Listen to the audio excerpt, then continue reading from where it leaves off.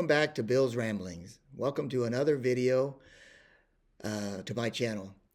And yesterday I shared about how I went back to my first memory as a child. And today I want to go fast forward into the 1980s. And I want to tell you a story that most people find pretty interesting. And I think you will too.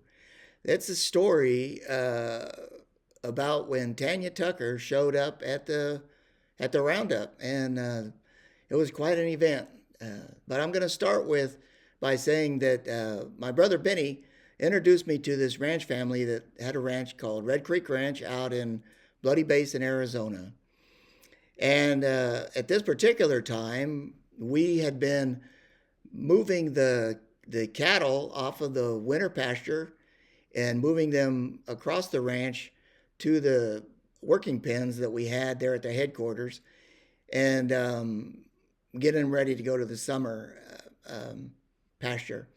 Well, we had filled up the pens with a whole lot of cows and calves and steers and, everything that we gathered. And, if you know anything about ranching, you put them all in the pens, and then you come in, and the next day you separate the ones that you're going to do. And at this particular time, what we were going to do the next morning is we were going to brand calves and dock ears and dehorn and vaccinate and just a whole lot of stuff. It was pretty involved. We had a pretty big bunch of cows that we had brought down with us out of the winter pasture. And so we put them in the pens, and bright and early the next morning, we got in our vehicles and we went on down to the shipping pens where all the cows were. And there was the most amazing sight there that we didn't anticipate. There were 5 or 6 people running around all over the place. They had horses tied up to the pens, and they had stuff scattered all over the ground. And quite frankly, it was a sight, and Justin, who was him and his wife Sue were the owners of the ranch, and they're like, wow, what in the world's going on? And we didn't know, and we really couldn't work the cows with all this stuff that was going on. So Justin walks over to talk to the person who seemed to be in charge and said, hey, what are y'all doing? And he said, well, we're getting ready to go on a trail ride, and we're here getting everything set up. And as soon as Tanya Tucker gets here, we're all going to go on a trail ride from here in Bloody Basin. We're going to go down to Red Creek, across the Verde River, and across the mountains, and we're going to end up in Payson, Arizona, that's quite of a trail ride, actually.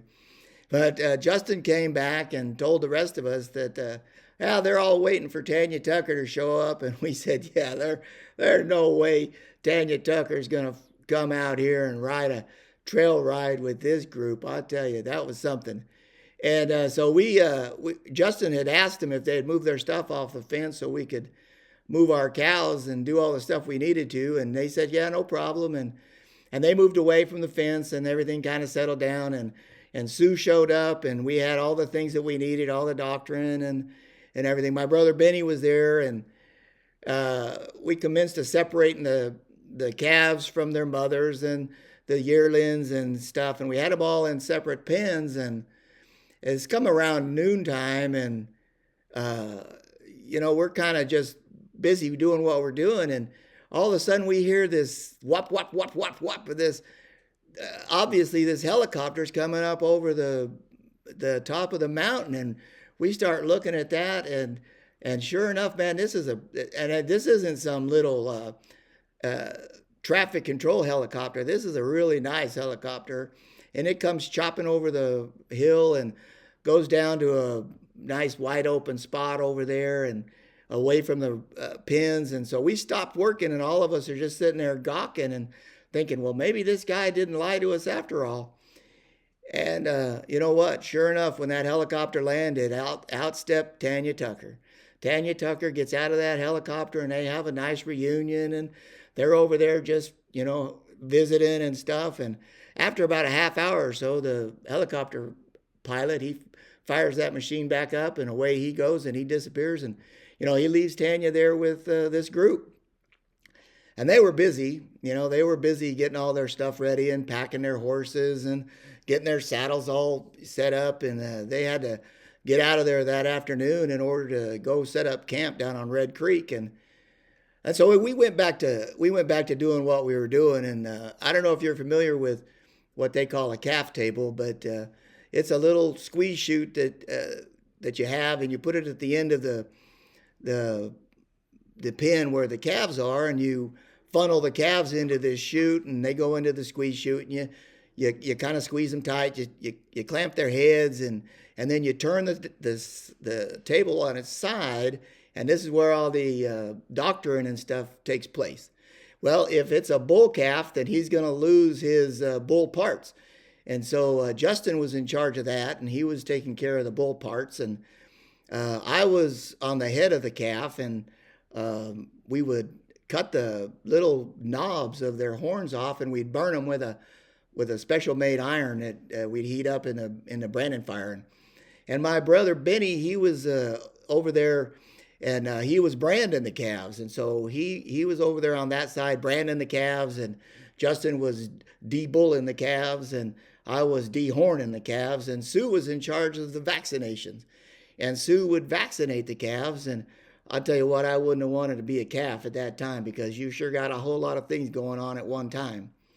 Well, about the time we finished with a calf, we'd lay the table back down, and we'd let that calf go, and he'd go off into the pen of calves that were already finished. And we'd been working at this for a while. I don't know, maybe about an hour or so. And all of a sudden, this big Brahma calf gets loose and doesn't go into the squeeze chute, but he goes around the chute and jumps out. He came out of there like a kangaroo. I mean, he jumped straight up out of the air, and he was a pretty good-sized little Brahma calf. And I didn't think, if I'd have thought, I probably wouldn't have done it. But I didn't think at the time what it might mean to me. But I jumped over there and grabbed a hold of that Brahma calf by the neck. And him and I went rodeoing off across this thing.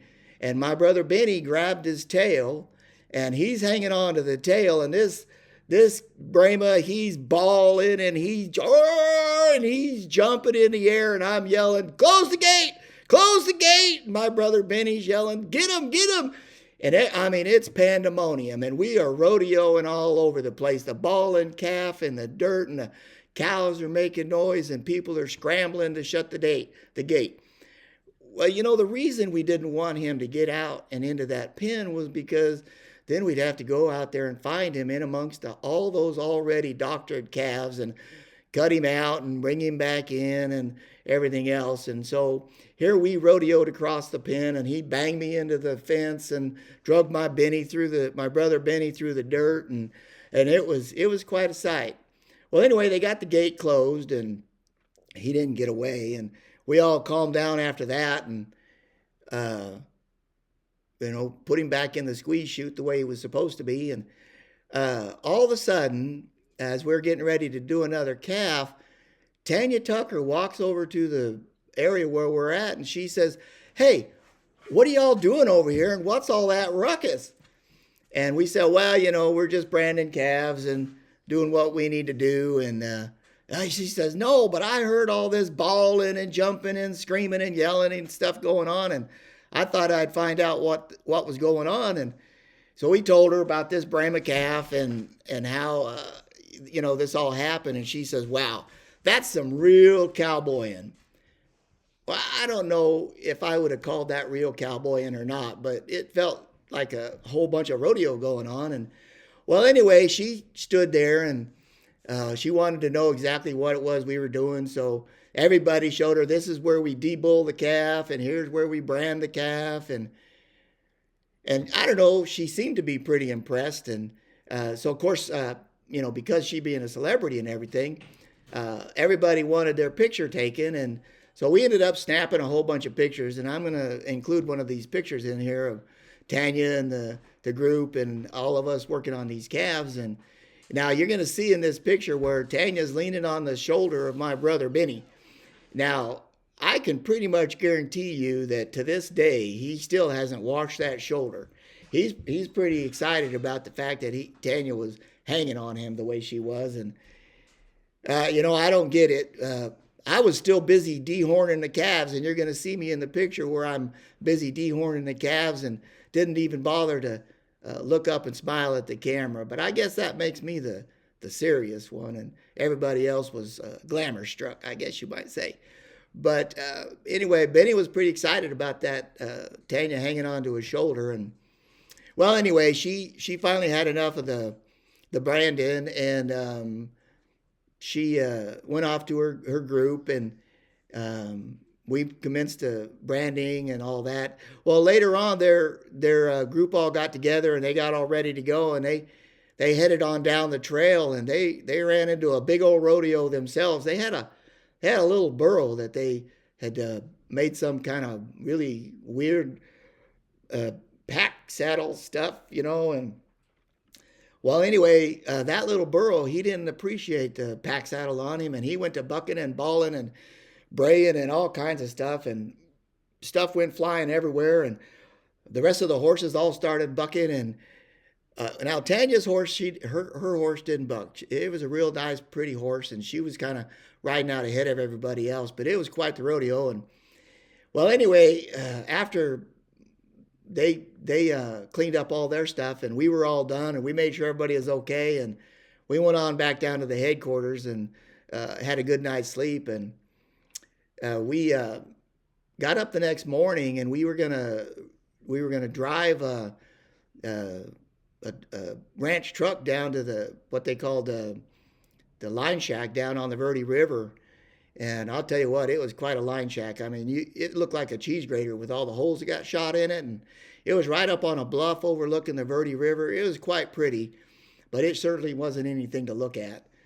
So we were going to drive that ranch truck down there with our supplies and things. And the rest of us were all going to ride our horses and get them all down there. And we were going to do another sweep through the winter pasture. And well, we got down to the Verde River. I'm sorry, not Verde River. We got down to the Red Creek, where we were going to start heading it down towards the Verde. And here was this the same group, Tanya's group, and they were all camping down there, and they had a little fire going, and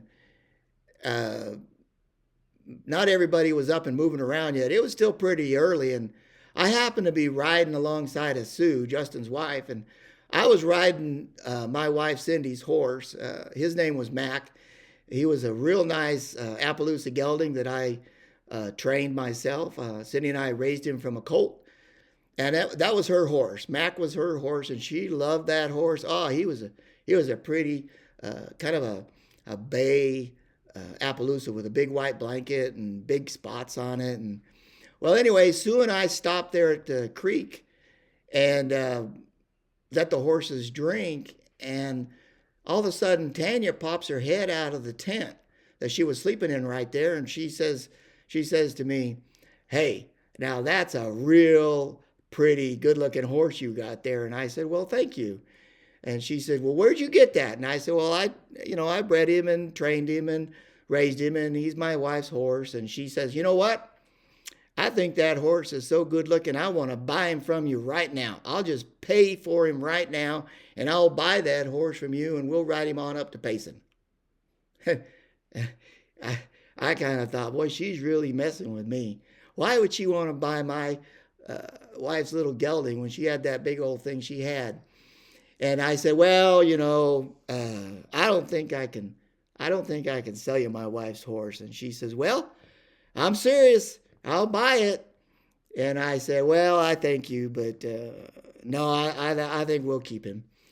And so Sue and I, our horses finished drinking, and we went on down the creek, and we got down the creek about, 50 yards or so. And Sue looks at me and she says, "Bill, I think that she was serious. I think she really would have bought that horse from you. I think, yeah, I do. I think I said, "No, Sue, she wouldn't have bought that horse." She goes, "Well, I don't know. She seemed serious." And I said, "Well, there's no way I'm going to sell my wife's horse when she's not around. I'd never hear the end of it. What do you mean you sold my horse?"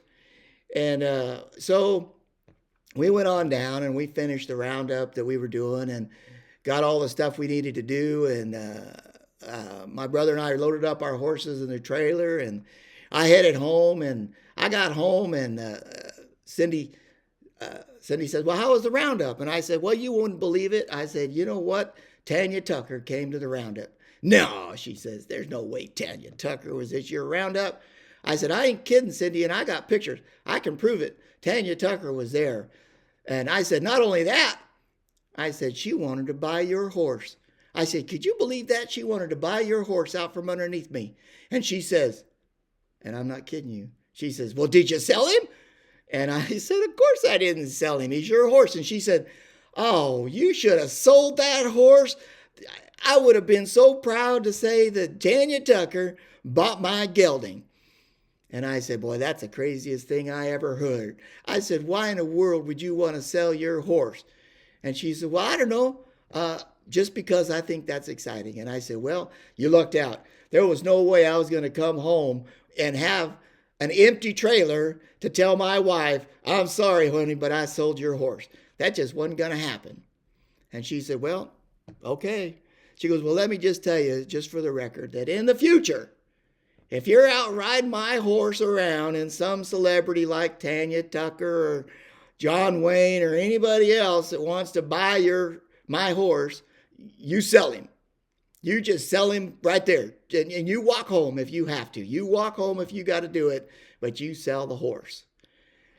Well, I'll tell you, that tells you a lot about my wife. Here I did. I raised this colt from a baby. I had the mare, I had the stallion, and all the love and affection that I put into that horse. And I raised him from a baby and made him just a great ranch horse. And he was a beautiful sight to behold, and she's going to get rid of him at the drop of a hat just because some celebrity wants to buy him. Well, she kept him all the way till we ended up selling everything.